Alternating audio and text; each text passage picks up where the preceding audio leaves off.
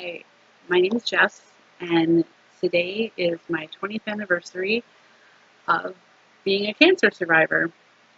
I was diagnosed when I was 19 years old, and I kind of want to share my story. So maybe I can help someone recognize some symptoms, maybe give somebody a little bit of hope, maybe just even to have a record of this for future reference. But So my story starts in January of 1998. I had thought I was pregnant. I was sick and I hadn't had my period for 2 months and I was bloated and I was tired and I used the bathroom all the time and I just wasn't feeling myself. But I went and took 2 pregnancy tests and they both came back negative. So I just didn't think anything of it. And within a couple weeks I started feeling better and just chalked it up to maybe I had the flu. And everything was good for a couple months. And then in May, I started getting those symptoms again, but this time it was accompanied with pain. I had started my period and it was bad, and I hadn't had one for a few months, and I was in excruciating pain. My father took me to the hospital, and they did a bunch of tests, looked at my appendix, looked at my gallbladder, and couldn't figure out why I was in so much pain. So they sent me home. 2 days later, the pain gets worse, and my mom takes me back to the ER and demands that they do a little bit more of an intensive search. They decided to do an ultrasound on my abdomen just to get a look to see what's going on in there. So we get that scheduled, and I remember going and sitting in the wheelchair, waiting for them to come and get me. And I remember people looking at me. I was 19. I was young. I was pretty healthy. I'm not a kid you should see in a wheelchair. And I remember the thought running through my head that I bet they think that I have cancer. But it was just a thought, nothing to be worried about. I go in and I have the ultrasound done, and we go back, and the ER doctor comes up and says that they found a mass on my left ovary. They said it wasn't too big, it was only the size of a golf ball. More likely than not, it was probably a teratoma. Teratomas, if you don't know, are tumors that have hair and teeth and genetic makeup. They're weird things. And so that's what they thought it was for the longest time. They sent me over to see Dr. Farley, and he wanted to go in and do exploratory surgery. So we scheduled that for June 1st. I go in at 6 in the morning, and I remember being so scared. So scared. Because I knew what was coming. I knew that they had to cut me open. I knew that they were going to knock me out for a while. I knew that I may or may not be able to have kids after this operation, too. They might just take everything, depending how bad things were in there. So I remember waking up, and I had stitches. And the stitches popped. So they had to re-stitch me up. And I remember Dr. Farley telling me that everything went good. They only had to take the tube and the one ovary, and everything should be good. He didn't tell me about the tumor that all that was inside of. I didn't know about that for a couple days because I had a hard time in recovery. I had a hard time afterwards. I ended up having a fever over 104 for a couple days, and it took them a while to get the infection and everything down. Then I remember the doctor came in and said he's going to have an oncologist come in and talk to me and my mom and my dad. And I thought that was so strange. So strange. And he told me that along with the fallopian tube and ovary, they took out a tumor that was the size of a grapefruit. Being the weird kid that I was then, they took pictures of it for me, and it was quite large. I wish I still had those pictures. So on June 5th, Dr. Nose comes in and talks to us. So 20 years ago today, I was laying in a hospital bed, recovering from major surgery, and I was just told that I had ovarian cancer. I was 19. I wasn't supposed to get this. This was not supposed to happen to me. I was young, but it did. Dr. Nose explained that I had a germ cell carcinoma, stage 3.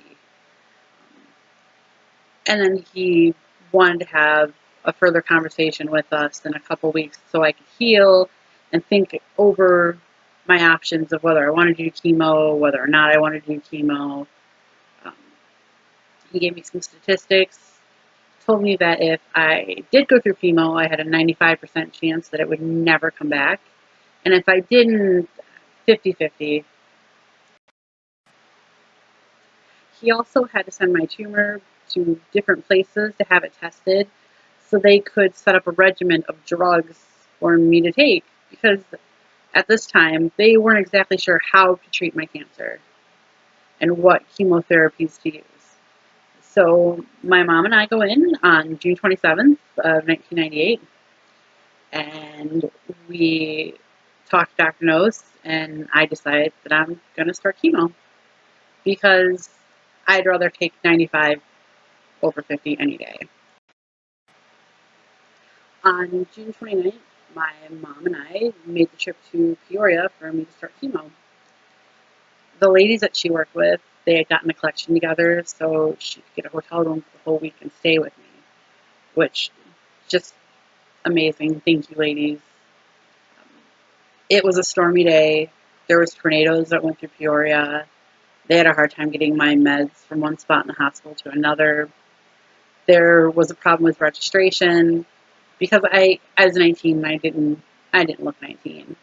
They wanted to put me in pediatrics, and I remember arguing with them, telling them that I'm 19 years old and I'm an adult. And so they found room for me, which was really nice. I was right across from a church downtown Peoria. It was beautiful, really pretty. There's a little porch right off my room, a patio so my mom could go smoke, and it was a nice place. The first night I was down there, they had originally started off with an IV in my wrist, and I blew it. So they're talking, and they decided to go further down my arm to put an IV, and I had a meltdown. It was 9 o'clock at night. They had to call my mother to come from the other side of Peoria at the hotel to come sit with me while they held me down and gave me this IV because I was less than cooperative. But once we got it in and they got the meds flowing, the first thing they gave me was anti-nausea, and I was asleep. And I slept through my chemo for that first time. So I don't remember much of it. I woke up the next day, ate some food, and then we started the next 4 days of 3 different bags of chemo for 5 days in a row. So in total, I had anti-nausea medication. I had 3 bags of chemo, plus a bag of saline solution between each bag of chemo to rinse me out. In total, chemo lasted me about 8 hours. 8 hours long of chemo, of sitting and having chemicals pumped through your body. That was rough. It was nice though. I had family come down and friends come down. My late Uncle Dave him and Aunt Ginny brought me a giant cow because I hated cows because my mom loved them. That I still have. So it's Kenny's 20th birthday today too. Just, it didn't go so bad there. And then we leave, and I hadn't been feeling sick the whole time I was down there. We go to leave, and I threw up about halfway home. It was the longest ride ever home. But we get home, and the next day was 4th of July. So we go to my aunt and uncle's house, and we watch him set off fireworks. And I remember for a brief moment that summer, I felt kind of normal. kind of like a teenage kid. So for the next few months, I did 2 more rounds of 5 days of chemo straight every 3 weeks. And then every Wednesday, I'd go see Dr. Nose for the checkup, and then I would get my bleomycin. On the 5-day long treatments, I would get the etoposide, the bleomycin, and the platinol.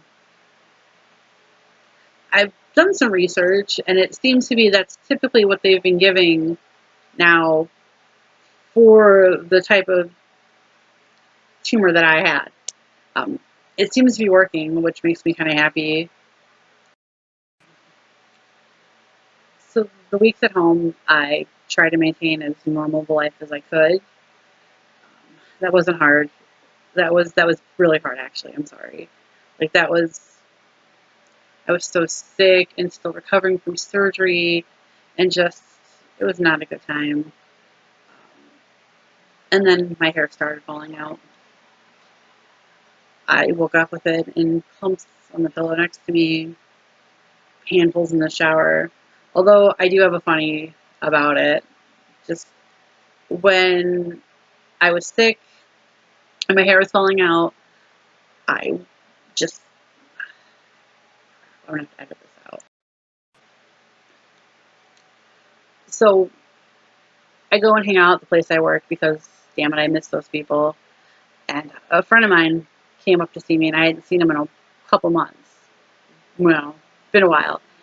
He asked me how I was doing, and I said, well, I'm doing this good. And I pulled out a clump of hair and let it go in the wind, and the look of shock on his face, that was priceless. That was priceless things. But I told him I had cancer, and he rallied behind me. He took me to treatments, to get blood draws, to get shots in my ass. He come over and hung out with me and just kind of made sure that I was okay. And I want to say thank you to my support system. You guys were amazing. My mom, my dad, my grandma who would sit there for hours while I was going through chemo, and I'd sleep through most of it. Not a very good conversationalist at all. But she'd sit there, she'd read, she'd knit. She couldn't leave my side. I always told her, you can go home and come back for me when I'm done, but she wouldn't go. She stood there and sat there with me the whole time. And just, there's so many people.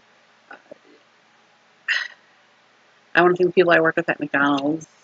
Karen, Caddy, Durley, Nikki, Joe, Angie, Aunt Cindy, like, my cousins, my family. You people helped me make it through this, and without you guys, I don't know if I could have. Thank you. And I hope anybody else out there that's going through this has just as good a support system as I did. And thank you, Christina, for introducing me to your Uncle Brian, who gave me that first glimmer of hope I had with cancer. Like, it means a lot to me, everything you guys did for me. It does. I don't think I'll ever be able to tell you guys how much it means to me that you were there for me. I remember at one point in time, my grandma sat me down and asked me, well, Jess, have you ever wondered why you? And I can honestly say that at that point in time, I hadn't. That was the least thing I could think of. I always kind of figured, why not me? I can handle this, and it's made me a stronger person. It's given me hope. It's taught me that there's nothing that I cannot overcome. It made me who I am today. That is definitely for sure. After my last 5-day in a row treatment, I got very sick. I couldn't keep anything down. I became incredibly dehydrated. They ended up putting me in the hospital and cutting a couple of my weekly treatments because it was horrible. I don't want anybody to ever go through this ever in their life. So my last chemo treatment was August 26th, 1998. And then I did the at once a month checkups. I did then the 3-month checkup, then the 6-month checkup, and things were finally starting to get back to normal in my life. And every time I saw the doctors, I asked them if I could have kids, and they told me I was probably sterile from the chemotherapy. But I proved them wrong. My oldest daughter, her due date was June 5th, 2000. I had her a couple weeks later, um, but she is definitely my miracle. Definitely. I remember asking the doctors after I got pregnant, and they were in shock. They just didn't think it was going to happen. So remember that miracles happen every day. I am now lucky enough to have 3 miracles. My oldest just graduated high school. My youngest just graduated 8th grade. And I have a junior now in high school. And I tell them every chance I get what amazing kids they are, what amazing human beings. I couldn't be prouder of these kids. They have good hearts and good souls, and just, they're amazing people. And for the longest time, I often wondered why I beat cancer. I lost my cousin Samantha a few years after my diagnosis of cancer to cervical cancer. And for the longest time, I couldn't figure out why I was allowed to live and she wasn't. But then I look at my kids, and I think that my purpose was to bring them here into this world, because they're going to do amazing things one day. I did spend quite a few more years after having cancer scared that it was going to come back. I think that's a fear we all have of a reoccurrence. I've been lucky though; it never came back. I've got 20 years, and I know it's not going to come back now. But you can get here too. I'm I'm very happy to be where I'm at right now. I've got 3 amazing kids, a husband, a wonderful family, people in my life. You know, life is good. So I've also tried to use my cancer as a learning experience for other people. I was active with the Relay for Life. I was a survivor speaker twice. I was co-chair for 2 years and on the committee for a few years. And I like to give back, because I want to give hope to people that you can beat this too. A couple years ago, we thought it came back. And I remember I was in Peoria, and I was fine. It didn't come back. But I remember I went into the bathroom, and there was a lady down there, and she had just found out she had ovarian cancer. And all I could do was hug her and tell her that at that time I was a 17-year cancer survivor with 3 kids, and that she could beat this too. And I wish I would have gotten her name or given her my phone number or something, just so she had somebody to talk to. But I gave her that bit of hope. And I wonder if me having that pain and me ending up being down there at that particular point in time, even though I was okay, was just so I could give this woman a little bit of hope. And that's what I want to do. But I need you guys to make some strides too, to make sure you're okay. Ovarian cancer is the 5th most common cancer in women. 20,000 women a year will be diagnosed. 1 in 73 develop ovarian cancer in their lifetime. Only 15% of people are diagnosed with stage 1. 15%. Because this is a silent killer. This doesn't show up in pap smears. This doesn't say, hey, I'm here. You have to know the signs. I got lucky and I had a bunch of pain, and that's how they found mine.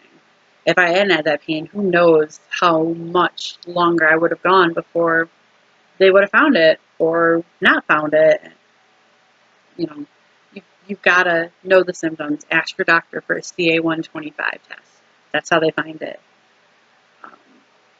Don't ignore the symptoms. There's pain, bloating, nausea, and sleepiness, and just being tired, and bathroom-related things, period changes. If you don't feel right, talk to your doctor. And if they won't listen, go find another one that will. I went through numerous gynecologists after Dr. Farley retired.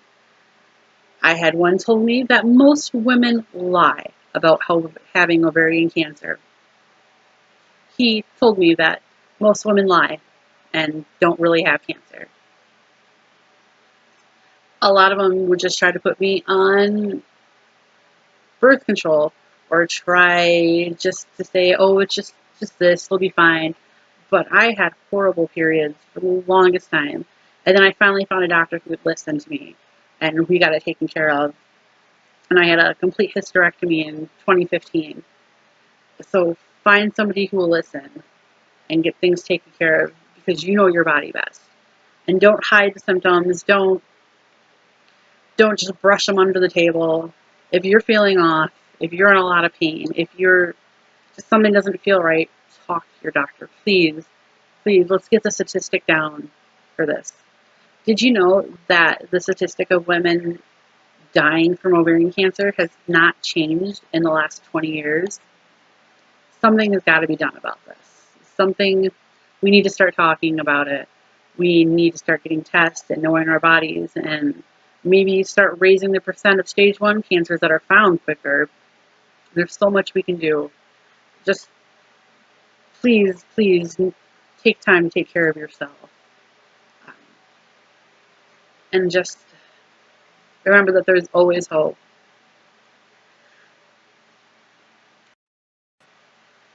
So here I sit 20 years later, and it feels like such a gigantic milestone for me.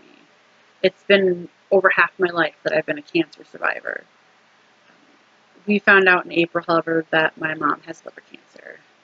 So now I get to take care of the person who did the best job taking care of me while I went through cancer. I just want to say thank you for watching this, and remember, miracles happen every day. Do not give up hope. Thank you.